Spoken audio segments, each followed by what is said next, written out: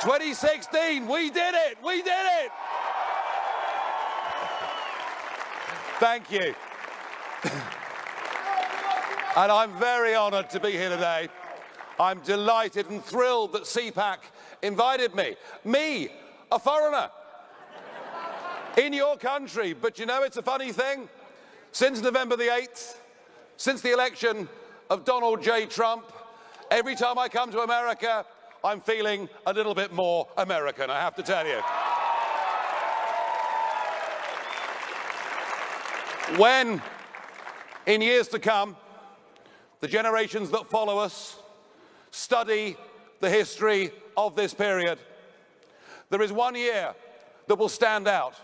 There is one year that every school child will know, and that year is the year of 2016. Because in 2016, we witnessed the beginning of a global political revolution, and it's one that is not going to stop. It's one that is going to roll out across the rest of the free world. I had been fighting against Britain's membership of the European Union for 25 years. 25 years. And if you've endured abuse, if you've been called deplorable, you've only had a few months of being abused. I've had 20 years of it. But you know what? None of it mattered. I always believed that we should govern our own country.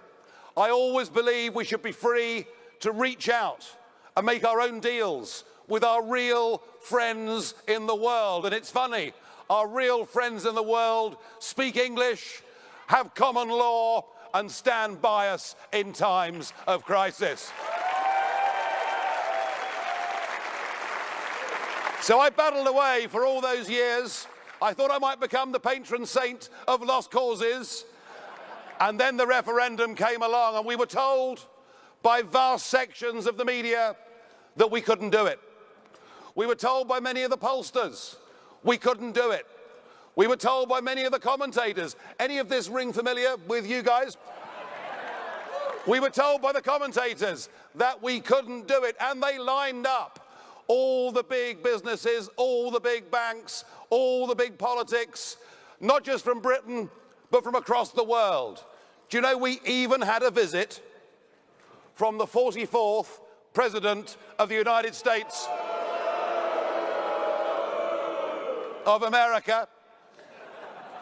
I will, to my dying day, be grateful that President Obama came to my country, intervened in the referendum, and told the United Kingdom's people, told America's greatest friend and ally in the world, and told us that if we voted to get our independence, we would go to the back of the line. And the British people were so disgusted by Obama treating us like this that it put us up 2% in the polls.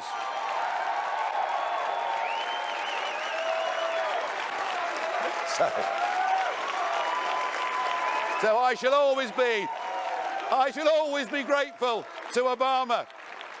So the great day came, 23rd of June, 2016, and by 3 o'clock in the morning, it was clear that after a period of just after 4 decades in which our politically corrupt rulers had given away our independence, our democracy, our sovereignty, the ability to make our own laws, the ability to choose our own friends, the ability to make the right trade deals with the right countries. Oh, and they'd also given away control of our borders.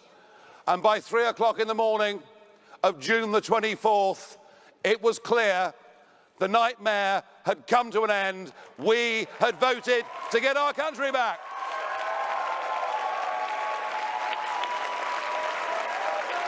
And I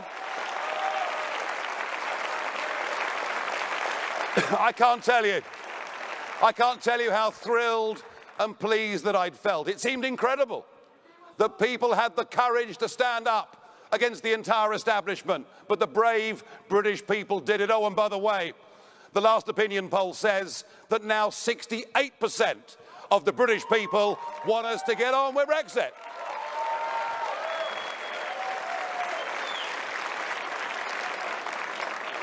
And then a funny thing happened.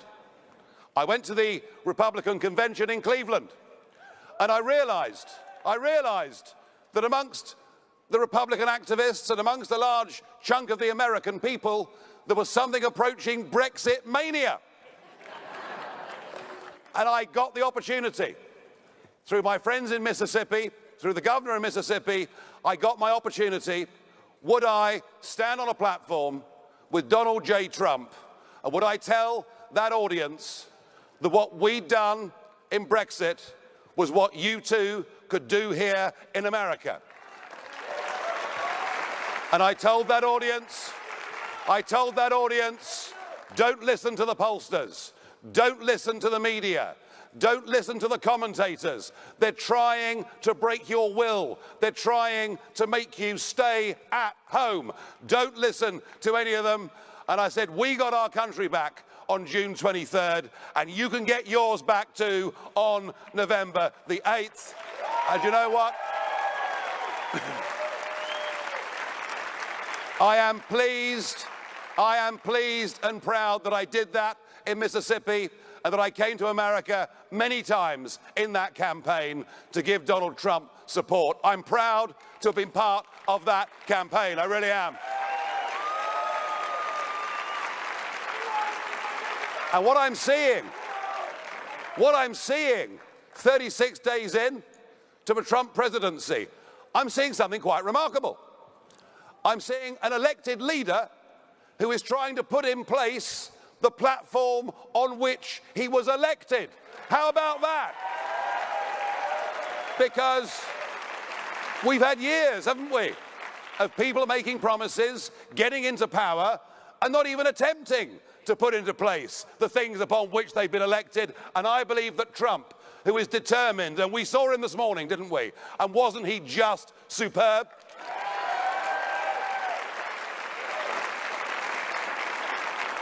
No, what Trump is doing by trying to put in place that ticket on which he was elected, he is restoring faith in the democratic process, and good for him. Good for him. 2016 was the year that the nation-state democracy made a comeback against the globalists and those who would wish to destroy everything that we have ever been.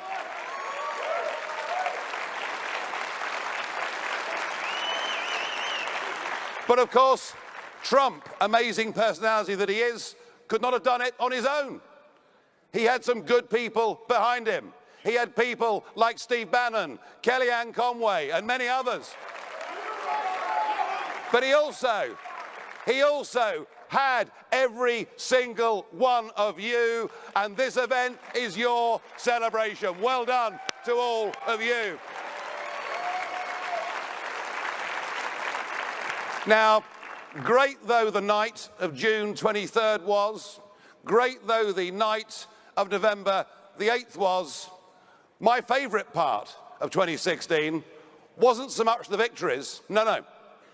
My favourite part of that evening of November the 8th was watching the faces of the CNN presenters.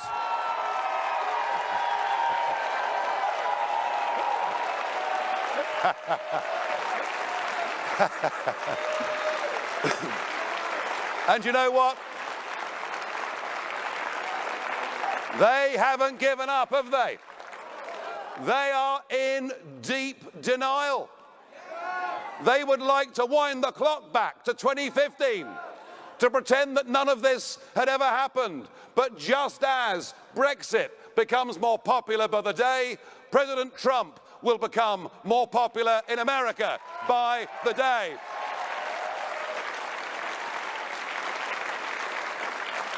No, they won't give up. And some of their biggest cheerleaders, I'm thinking of Tony Blair in particular. Oh, wow. So he's popular here too, is he? Fine, good. I think of people like Tony Blair, who says that 2016 was just a blip. 2016 was an aberration. 2016 was just an outpouring of anger from very poorly educated, stupid, virtually unwashed people. That's what Blair thinks. But Tony Blair is wrong. He's wrong because what happened in 2016 is not the end of this great global revolution. What happened in 2016 is the beginning of a great global revolution.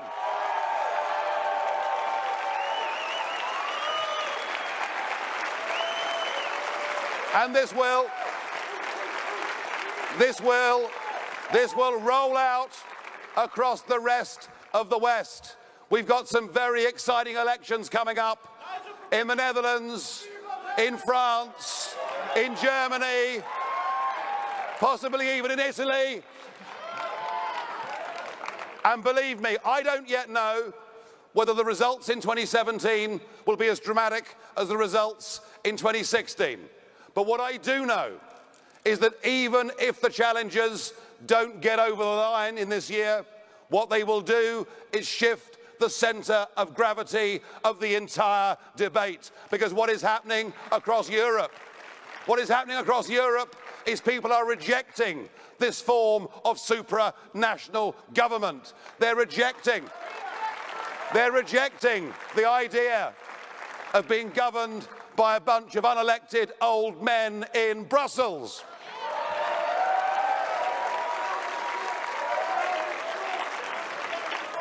Although I'm very grateful to these unelected old men because I've had some real sport with them in the European Parliament over the last couple of years. And they're rejecting the absolute madness and idiocy of what Angela Merkel did 18 months ago when she opened up her doors. And we've got to be clear.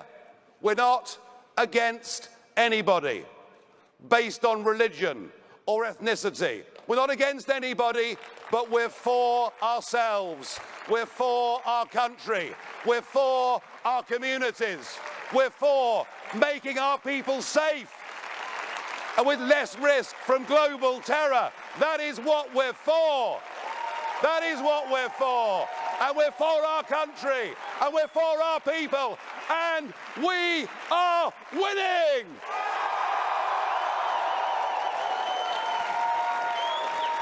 Thank you. Thank you. You're winning.